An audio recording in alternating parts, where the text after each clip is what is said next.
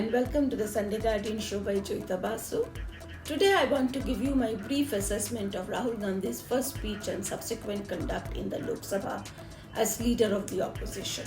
I know his supporters are all excited about what they call a fiery speech and the kind of response he got from the ruling party, with even the Prime Minister standing up and countering him. And later how Ashwini Vaishnav debunked his comments on Agniveer and Ayodhya compensation, calling them all lies.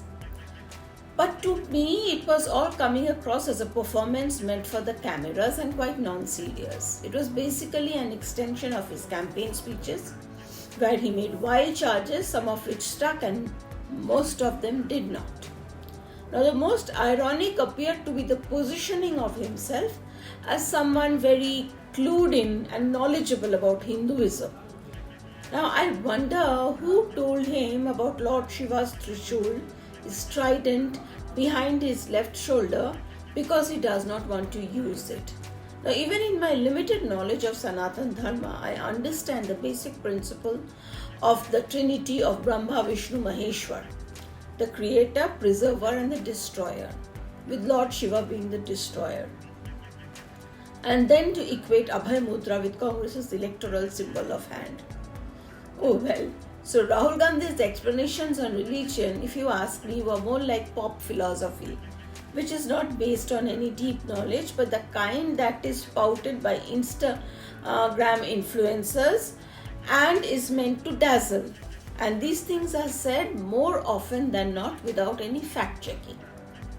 Now this is very disappointing and not expected of a person who is now the leader of the opposition in parliament and hopes to govern the country one day. He came across as extremely non-serious, and while he spoke of hatred in the government, it was he who appeared to be full of hatred for the Prime Minister. Now, while his supporters found Rahul Gandhi's speech to be very spirited, to many others it came across as lacking gravitas, lacking in dignity. Now, this immaturity got amplified in his conduct in the Lok Sabha the next day, when he instructed his party members to create such a din that no one could hear the Prime Minister speak. It was such a shame that the leader of the opposition had to be pulled up by the speaker, accusing him of indulging in improper conduct. Now, no such cacophony was created during Rahul Gandhi's own speech. Now, if the treasury benches could sit quietly and listen to him, except for occasional interjections, what message was Rahul Gandhi and the opposition were trying to send by the sloganeering and the heckling of the Prime Minister? Now, what we witnessed in Parliament was disgraceful. It was sheer anarchy. In no other mature democracy does the opposition bring in such street-level politics in Parliament. Now, is this Rahul Gandhi's great idea to make people take him seriously?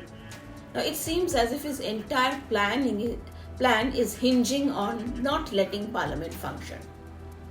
I mean, it was full-on intolerance on display, where he asked his MPs to muzzle the voice of the Prime Minister. Now, isn't it ironic that he is doing exactly the same what he accuses the government of doing? Now, getting 99 seats after 15 years is no great achievement. The mandate was certainly not for his party. So what right does he have to try and derail parliamentary proceedings? While opposition is necessary in a democracy, a strong opposition, but the role of that opposition has to be constructive, not disruptive. No wonder the Prime Minister tore apart Rahul Gandhi in his speech. He was scathing, but did not mention Rahul Gandhi by name even once. When the Prime Minister spoke of Balak Buddhi, the intelligence level of an infant, it was obvious who he was speaking about. But then, as he pointed out, the activities of even the person with Balak Buddhi can be dangerous. Sadly, it seems the term Balak Buddhi is all set to stick to Rahul Gandhi in the 18th Lok Sabha. Thank you for watching. Until the next time.